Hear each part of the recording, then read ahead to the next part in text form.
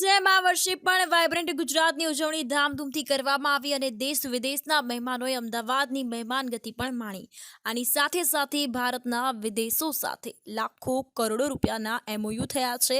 અગાઉના વર્ષમાં સરકારે કરોડો રૂપિયાના એમઓયુ તો કર્યા છે, પરંતુ દેશના આર્થિક નિષ્ણાંતોને મત દેશનો ફુગાવો, બેરોજગારી વગેરેને લઈને કંઈક અલગ છે. આવવું જોઈએ અમદાવાદના જાણીતા અર્થશાસ્ત્રી પ્રોફેસર ડોક્ટર હેમંત શાહ શું કહી રહ્યા છે તે વિશે. આપણે સૌ જાણીએ છીએ કે વાઇબ્રન્ટ ગુજરાત 2024એ અનેક આયામોને પાર કરી દીધા છે.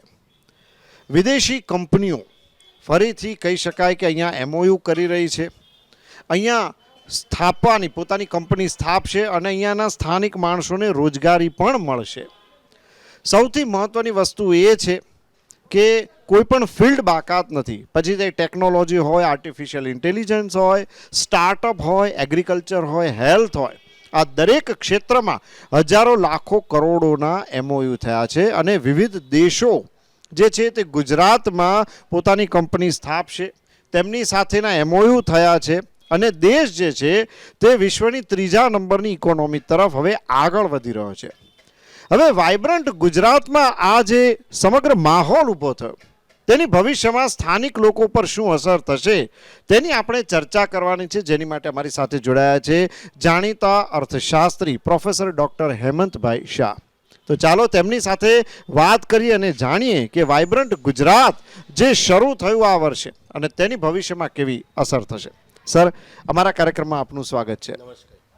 હવે વાઇબ્રન્ટ ગુજરાત આપણે સૌ જાણીએ છીએ કે એક અલગ લેવલ ઉપર દર વર્ષે શરૂ થાય છે અને એક એનો અલગ જ જે કહી શકાય કે વાઇબ્રેશન હોય છે સમગ્ર સમાજમાં. વિદેશથી આવે છે, મહેમાનો આવે છે, એમઓયુ થાય છે લાખો કરોડોના.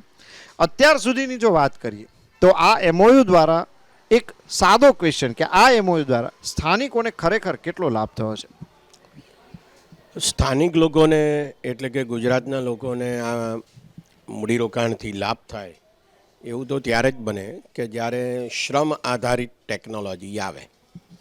પણ મને એવું લાગતું નથી કે શ્રમ આધારિત ટેકનોલોજી આવતી હોય. એનું એક અગત્યનું કારણ એ છે કે મોટાભાગની મહાકાય કંપનીઓ અહીંયા મૂડીરોકાણ કરે છે. એને માટેના જે એમઓયુ થાય છે એ મહાકાય કંપનીઓ ઓટોમેટેડ ટેકનોલોજી તરફ વળેલી હોય છે. એટલે મશીન આધારિત ટેકનોલોજી આધારિત જે બેકારી ઊભી થતી હોય એ મોટા પ્રમાણમાં ઊભી થયેલી છે. ગુજરાતમાં પણ છે, એમાં કોઈ શંકાના સ્થાન નથી. બીજો અગત્યનો મુદ્દો તો એ છે કે ખરેખર જેટલા એમઓયુ થાય છે, જેટલા કરોડ રૂપિયાના થાય છે, એટલા પ્રમાણમાં મૂડીરોકાણ થાય છે કે નહીં. આ વખતે સરકારે આડકતરી રીતે એવું જાહેર કર્યું છે કે 45 લાખ કરોડ રૂપિયાના મૂડીરોકાણ થયા, એના એમઓયુ થયા. આ વાઇબ્રન્ટ ગુજરાત પરિષદ મળી એ પહેલાં પણ લગભગ 24 લાખ કરોડ રૂપિયાના મૂડીરોકાણના એમઓયુ થઈ ગયા હતા. એટલે પહેલાં તો મને એ નથી સમજણ પડતી કે એ 24 એ આ 45માં આવી ગયા કે વધારાના. અને બીજો અગત્યનો મુદ્દો એ છે કે જેટલા પ્રમાણમાં મૂડીરોકાણ માટેના એમઓયુ થાય છે એટલા પ્રમાણમાં મૂડીરોકાણ થતું જ નથી. અને એટલા માટે 2011 પછી ઘણી બધી પરિષદોમાં સરકારે એ જાહેર જ ના કર્યું કે કેટલા લાખ કરોડ રૂપિયાના મૂડીરોકાણ માટેના એમઓયુ થયા છે. આડકતરી રીતે છાપાઓએ લખ્યું અથવા ટીવી ચેનલો પર આવ્યું કે આટલા લાખ કરોડ રૂપિયાના મૂડીરોકાણના એમઓયુ થયા. પણ ખરેખર તો એવું સરકારે જાહેર કરવું જોઈએ. એના પોતાના અહેવાલોમાં પણ સોશિયો ઇકોનોમિક રિવ્યૂ કે જે દર વર્ષે બહાર પડે છે એમાં એ જાહેર કરવામાં આવતું નથી.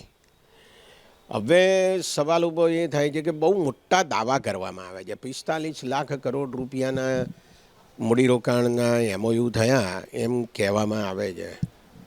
હવે જો તમે આંકડાઓ જુઓ તો બહુ વિચિત્ર લાગે છે આ બધી વાત.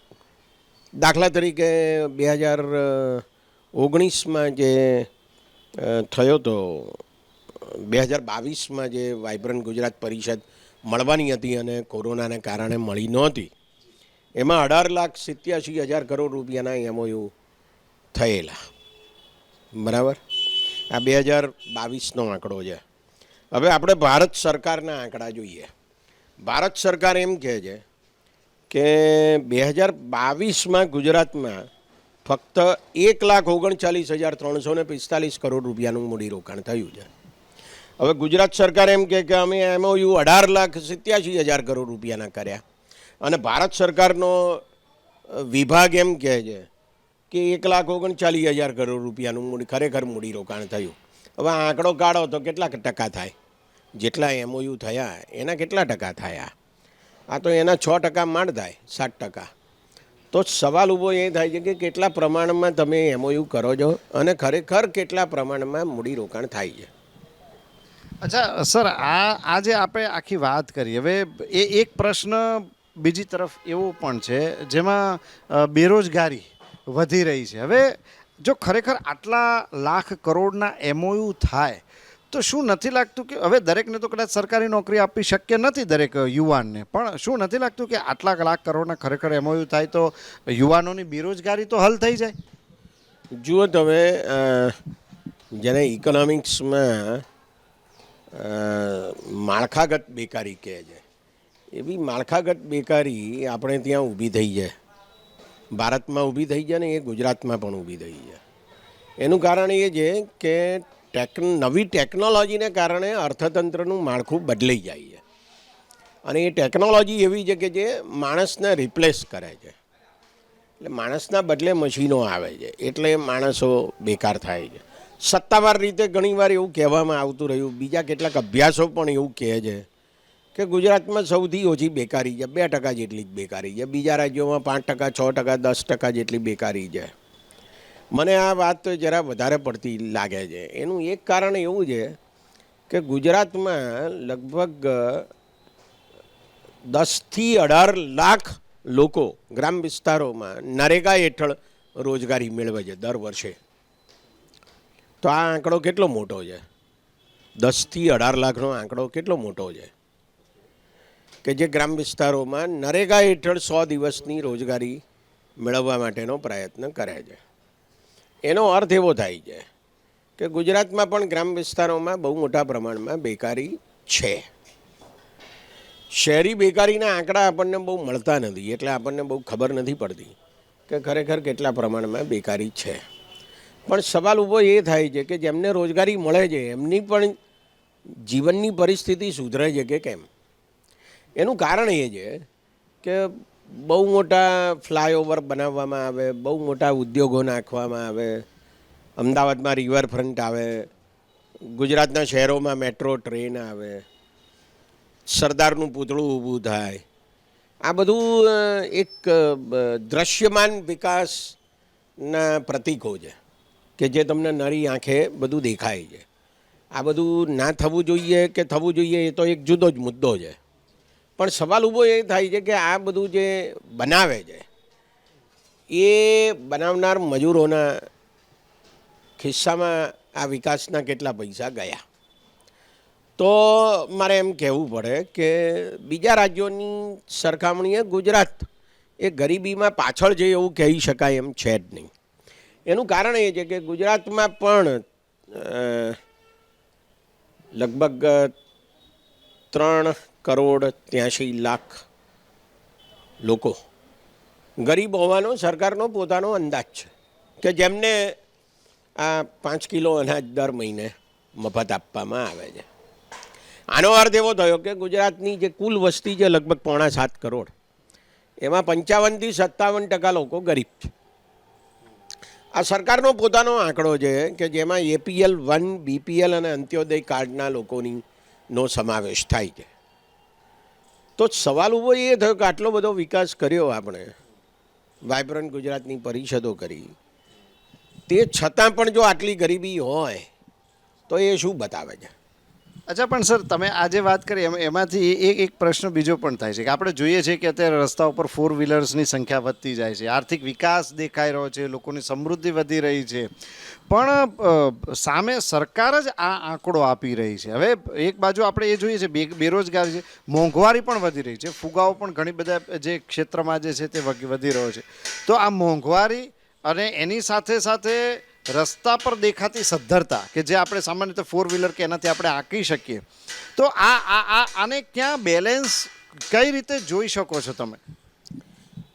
જુઓ, સ્કૂટરો, બાઇક અને કાર વગેરેનું વેચાણ વધે એટલે એવું નહીં સમજવાનું કે ગરીબી દૂર થઈ ગઈ. એવું એટલા માટે કહું છું કે જે મિડલ ક્લાસના લોકો છે એ લોકોને અત્યારે ખૂબ મોટા પ્રમાણમાં બેન્કો દ્વારા અને ફાઇનાન્શિયલ કંપનીઓ દ્વારા લોન આપવામાં આવે છે વાહનો માટે. એટલે 25,000 રૂપિયા મહિને કમાતા હોય એ લોકો પણ એમ વિચારે છે કે આપણે 5-10 હજારનો હપ્તો ભરીએ ને કાર લાવીએ. એટલે રસ્તા ઉપર તમને જે વાહનોની ભીડ દેખાય છે એનું એક અગત્યનું કારણ આ છે.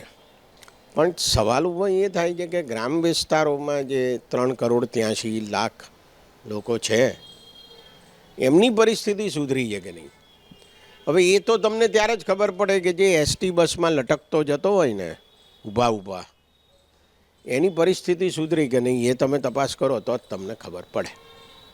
અથવા તો જે ગ્રામ વિસ્તારોમાં એસટી બસો પહોંચતી નથી અને ત્યાં જીપો જાય છે અથવા ખટારા જાય છે, નાના ટેમ્પા જાય છે, એમાં બેસીને કે લટકતા જઈને જે માણસ જાય છે એને તમે પૂછો, એ ભાઈ કે બહેનને પૂછો કે એની તમારી આ પરિસ્થિતિ સુધરી કે નહીં. તો એ બહુ સ્પષ્ટપણે એમ કહે છે કે ના, એમની પરિસ્થિતિમાં કોઈ સુધારો થયો નથી.